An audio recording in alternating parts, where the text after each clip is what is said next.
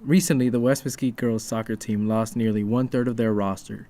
Due to this, they've encountered many obstacles and have had to adjust their style of play. However, they are still determined to prove to everyone that they are still as good as before and will make playoffs.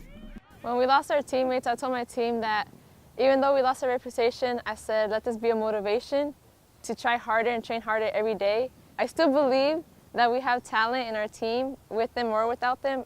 I think the team has been working very hard. I think once that happened, once we lost the players, they realized that we didn't have a choice. Obviously, losing the players it depleted our squad. We're kind of down to bare bones, and I think they realized that it was up to them whether or not we would be successful at that point, and they realized that we had no other choice than to work hard. So they have been working very hard, and I'm proud of the way that they've taken the situation head on.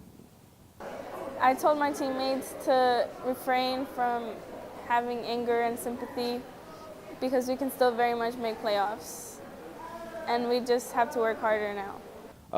It's hard to pick out just one thing that's been difficult about it. Obviously, they're a big part of the team. I mean, losing that many players is huge, and you're used to having them around every day. So now that they're missing, it's a little weird. It's it's almost like a piece of your regular day is gone now.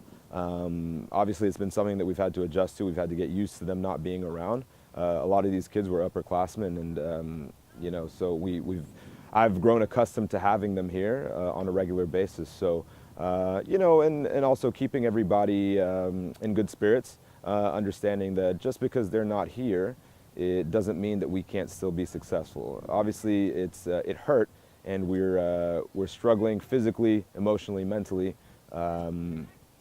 but we can also learn and grow in all of those areas.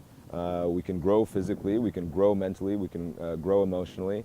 I think those are all difficult things, though, from this situation.